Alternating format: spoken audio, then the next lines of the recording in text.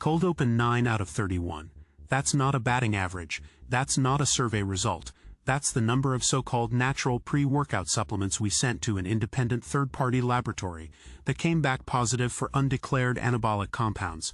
9 products, sitting on shelves right now, at GNC, at Vitamin Shop, on Amazon, with thousands of 5-star reviews. Products with natural plastered across the label. Products marketed to teenagers. Products your gym buddy probably recommended last week. And inside those tubs, Ostarine, LGD4033, RAD140, selective androgen receptor modulators, SARMs, compounds that will make you pop hot on a drug test, compounds that can shut down your natural testosterone production, compounds that are explicitly banned by WADA, the NCAA, and every major sports organization on the planet. You think you're taking caffeine and beta-alanine, you think you're getting a pump and some focus, but you might actually be running an uncontrolled anabolic cycle without your knowledge or consent. And here's what makes this genuinely terrifying. The companies know, the FDA knows, the industry knows, and nobody is doing anything about it because there's too much money involved and not enough people paying attention. Until now, we paid $12,000 out of pocket to test 31 of the most popular pre-workout supplements in America. No sponsorships, no brand deals, no one paying us to say anything, just raw, unfiltered laboratory data that the supplement industry desperately hopes you never see. Welcome back to the Real Bio Protocol. ACT1, the problem. Let's establish something right now. The dietary supplement industry in the United States is a $50 billion per year machine. 50 billion. That's larger than the GDP of half the countries on Earth. And it operates under a regulatory framework that would make a pharmaceutical executive weep with jealousy. Here's how supplements work in America. Under the Dietary Supplement Health and Education Act of 1994, also known as DSHEA, supplement manufacturers are not required to prove their products are safe or effective before selling them. Read that again. They don't have to prove anything. They just have to promise they're not putting anything illegal in the bottle. The FDA can only act after a product has been sold and after someone gets hurt. It's like telling a restaurant they don't need health inspections. But if someone dies from food poisoning, we'll look into it. That's the regulatory environment. That's the sandbox these companies play in. Now layer on top of that the insane competitive pressure in the pre-workout market. There are literally thousands of pre-workout products fighting for shelf space. They're all promising the same things: energy, focus, pumps, performance. So how does a brand stand out? How does a company get those 5-star reviews that say this stuff actually works? Some companies invest in legitimate research and quality ingredients, but others take shortcuts. And the most profitable shortcut in the supplement industry is spiking your product with compounds that actually do something while labeling it as natural or proprietary blend. So no one knows what's really inside. This isn't speculation. This isn't conspiracy theory. This has been documented over and over again. In 2013, a study published in the Journal of the American Medical Association analyzed 44 herbal supplements sold at major retailers. 33% contained none of the ingredient listed on the label. 33% were stuffed with unlisted fillers. Some products marketed as wheat-free contained wheat. Some products marketed as herbal actually contained pharmaceutical drugs. In 2015, the New York State Attorney General's office conducted DNA testing on supplements sold at GNC, Target, Walmart, and Walgreens. 4 out of 5 products didn't contain any of the herbs listed on their labels. None. 0. The bottles were filled with rice powder and houseplants. In 2017, the FDA issued warning letters to companies selling products labeled as dietary supplements that actually contained synthetic anabolic steroids. These products were being sold openly online and in retail stores. But here's what the mainstream conversation misses. Those cases made headlines because they involved obvious fraud or obvious steroids. The new wave of supplement spiking is far more sophisticated. These companies aren't using testosterone or nandrolone. They're not using compounds that show up on standard contamination panels. They're using SARMs, selective androgen receptor modulators, research chemicals that were developed by pharmaceutical companies to treat muscle wasting and osteoporosis. Compounds that never completed clinical trials. Compounds that exist in a regulatory gray zone because they're not technically approved for human consumption, but also not explicitly scheduled as controlled substances in most states. SARMs don't show up on basic supplement testing. They require specialized analytical methods. They require labs that know what they're looking for. And most importantly, they require someone actually willing to pay for the testing. The industry is counting on the fact that you won't. They're counting on the fact that nobody is checking. Well, we checked. ACT2, the Hidden Truth 31 products. We selected them based on 3 criteria. First, popularity. We wanted products that real people actually buy. Products with thousands of reviews. Products recommended in forums and YouTube videos. Second, accessibility.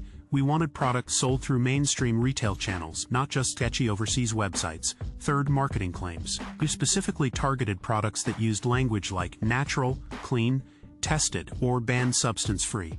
We purchased every product ourselves. New sealed containers, different batch numbers when possible. We documented everything. Chain of custody, photos, receipts, everything you'd need to hold up in court.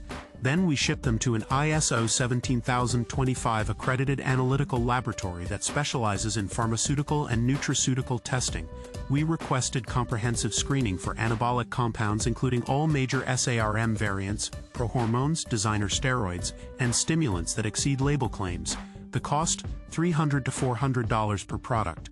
Total investment, north of $12,000. And before anyone asks, no, we did not receive funding from any competing brand, testing company, or activist organization. This was entirely self-funded because we needed to know and we needed you to know. The results came back over a period of 6 weeks. 22 products were clean. They contained what they said they contained, nothing more, nothing less. That's the good news. The majority of the products we tested were legitimate. But 9 products failed. 3 products contained ostarine, also known as MK2866. Ostarine was originally developed by GTX Inc. for the treatment of muscle wasting and osteoporosis. It never received FDA approval. It's explicitly banned by WADA. A 2017 study published in Drug Testing and Analysis found that ostarine suppresses luteinizing hormone and follicle-stimulating hormone within just 3 weeks of use at doses as low as 1 mg per day. It will shut down your natural testosterone production. It will make you fail a drug test. And it was present in products marketed as natural pre-workout. 2 products contained LGD 4033, also known as ligandrol. This is one of the most potent SARMs ever developed. A study from Boston University published in the Journals of Gerontology found that just 1 mg of LGD 4033 per day for 21 days caused significant increases in lean body mass and significant suppression of total testosterone, free testosterone, and sex hormone-binding globulin. We're talking about hormone suppression comparable to actual anabolic steroids. And again, people are ingesting this without their knowledge. One product contained RAD140, also known as Testolone. This compound was developed by Radius Health for breast cancer treatment. It has an anabolic to androgenic ratio of approximately 90 to 1. That's higher than testosterone. Preliminary research suggests potential liver toxicity. And someone put it in a pre-workout and called it clean energy. 2 products contained undisclosed prohormones. These are steroid precursors that convert to active anabolic hormones in the body. They've been explicitly banned since the Designer Anabolic Steroid Control Act of 2014. Possessing these compounds with intent to distribute is a federal crime, and they're sitting in tubs with colorful labels and cartoon mascots. One product contained DMAA at levels exceeding 200 mg per serving. DMAA, or 1,3-dimethylamylamine, is a stimulant that the FDA has repeatedly warned causes cardiovascular events. Multiple deaths have been linked to DMAA consumption. It's been banned in multiple countries, and this product didn't even list it on the label. 9 out of 31, 29% of the products we tested contained undisclosed anabolic compounds or dangerous stimulants, and these weren't products from shady overseas suppliers. Some of these products are sold at national retail chains. Some of them sponsor fitness influencers with millions of followers. Some of them are sitting in your gym bag right now. ACT3, the mechanism. Let's talk about why this matters beyond just failing a drug test. Let's talk about what these compounds actually do to your body when you take them without knowing. SARMs work by binding to androgen receptors in muscle and bone tissue. That's where the selective part comes from. Unlike traditional anabolic steroids, which bind to androgen receptors throughout the entire body, SARMs were designed to target specific tissues. The theory was that you could get the muscle-building benefits of androgens without the side effects on the prostate, hair follicles, or cardiovascular system. That was the theory. The reality is more complicated. First, let's talk about hormone suppression. Your body operates on a feedback loop. When androgen receptors in the hypothalamus detect elevated androgenic activity, they signal the pituitary gland to reduce production of luteinizing hormone and follicle-stimulating hormone. Those hormones tell your testes to produce testosterone. When they go down, testosterone production goes down. This is called suppression. Here's the problem. SARMs absolutely cause suppression. A 2018 study in the Journal of Clinical Endocrinology and Metabolism examined healthy young men taking ostarine for 12 weeks. Even at the lowest dose of 1 mg per day, subjects experienced a 43% reduction in total testosterone levels. At 3 mg per day, that number jumped to 56%. More than half their natural testosterone production gone. But here's where it gets worse for unknowing consumers. When you knowingly run a SARM cycle, you plan for it. You get blood work before. You have a post-cycle therapy protocol ready. You understand that you'll feel suppressed and you manage accordingly. You might use a SARM like Nolvadex or Clomid to restart natural production. When you unknowingly consume SARMs in your pre-workout, you have no idea what's happening. You just know that one day you felt great and now you feel like garbage. Your libido crashes, your energy tanks, you're moody and irritable. Maybe you go to the doctor and they run basic blood work and your testosterone comes back low, but they have no idea why, because you're a healthy 25-year-old who supposedly doesn't use any performance-enhancing substances. This creates cascading effects. Low testosterone correlates with depression, anxiety, reduced cognitive function, loss of muscle mass, increased body fat, and reduced bone density. If you don't know you're suppressed, you can't fix it. And some people stay suppressed for months or even years after unknowingly consuming these compounds. Now let's talk about liver toxicity. Many SARMs are methylated, meaning they're processed through the liver. A 2020 case report in the journal ACG Case Reports documented a 32-year-old man who developed drug-induced liver injury after using a SARMs-containing supplement. His liver enzymes were elevated more than 30 times above normal. He developed jaundice. He required hospitalization. And cardiovascular effects. 2021 study in circulation heart failure examined the cardiovascular profile of SARM users. They found elevated LDL cholesterol, reduced HDL cholesterol, and evidence of cardiac remodeling similar to what's seen in anabolic steroid users. These are compounds that have never undergone long-term safety testing in humans, and people are consuming them daily without knowledge. But there's another mechanism we need to discuss: dosing inconsistency. When a legitimate pharmaceutical company produces a drug, they guarantee precise dosing. Every pill contains exactly what it says. When a shady supplement company spikes their product with underground research chemicals, there is no quality control. Analysis of seized SARM products has shown wildly inconsistent concentrations. One serving might contain 2 mg of ostarine. The next serving from the same tub might contain 20 mg. One batch might be contaminated. The next batch might be relatively clean. You have absolutely no control over what you're putting in your body. You're not just an unknowing user. You're an uncontrolled experiment. ACT4 real-world application. So what do you do with this information? How do you protect yourself in an environment where the people who are supposed to protect you are asleep at the wheel? First and most importantly, third-party testing is non-negotiable. If a supplement company doesn't provide a certificate of analysis from an accredited independent laboratory for every batch they produce, do not buy their product. Period. No exceptions. "We test our products" is meaningless. Here is the lab report, with batch numbers matching what's on the shelf is meaningful. Look for certifications like NSF Certified for Sport or Informed Sport. These are third-party programs that specifically test for banned substances and contaminants. Are they perfect? No. Have contaminated products slipped through occasionally? Yes. But they're exponentially better than trusting a company's word. Second, be deeply suspicious of proprietary blends. A proprietary blend is a legal loophole that allows companies to list ingredients without listing quantities. The label might say contains caffeine, beta-alanine, citrulline, but it doesn't tell you how much of each. This makes it trivially easy to hide undisclosed compounds. Legitimate supplement companies list exact doses for every ingredient.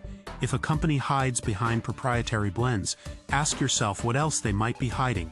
Third, track your body's response and get blood work. If you're using any performance supplements regularly, you should be getting comprehensive blood work every 6 months minimum. Total testosterone, free testosterone, estradiol, liver enzymes, lipid panel, CBC. Know your baseline numbers. Know what normal looks like for you. If something suddenly changes and you haven't changed your training, diet, or sleep, consider what you've been putting in your body. Fourth, be skeptical of extreme results. If a natural pre-workout makes you feel superhuman, if you're suddenly adding weight to the bar every session, if you're recovering faster than seems physically possible, those are red flags. Real natural supplements provide modest benefits. A good pre-workout gives you maybe 5 to 10% more energy and focus. It doesn't transform you into a different person. If a product feels dramatically stronger than the sum of its listed ingredients, there might be ingredients that aren't listed. Fifth, document everything. Keep records of what products you use, when you started them, what lot numbers are on the containers. If you do end up popping hot on a drug test or developing health issues, you need documentation to prove what happened. Contamination defense is a real thing in competitive sports, but it requires evidence. And sixth, speak with your wallet. Buy from companies that have demonstrated commitment to transparency and testing. These companies exist. They cost more because quality costs more. But the alternative is gambling with your hormones, your liver, and your competitive eligibility. ACT 5. The bigger picture. Here's the question nobody in the supplement industry wants you to ask. Who benefits from this system? The companies making contaminated products benefit. They get to sell a mediocre formula that performs like an elite formula because they've secretly doped it with research chemicals. They get the 5-star reviews. They get the word-of-mouth marketing. They get customers who believe their product is somehow special. The retailers benefit. GNC doesn't test what they put on shelves. Neither does Amazon. Neither does any major retailer. As long as the product technically qualifies as a dietary supplement and the company promises it's compliant, it goes on sale. More products means more sales means more profit. The regulators benefit from not acting. The FDA has explicitly stated they don't have the resources to police the supplement industry. Testing is expensive. Litigation is expensive. It's easier to issue occasional warning letters and declare victory than to actually clean up the market. Meanwhile, who pays the price? You do. The natural athlete who fails a drug test and loses their eligibility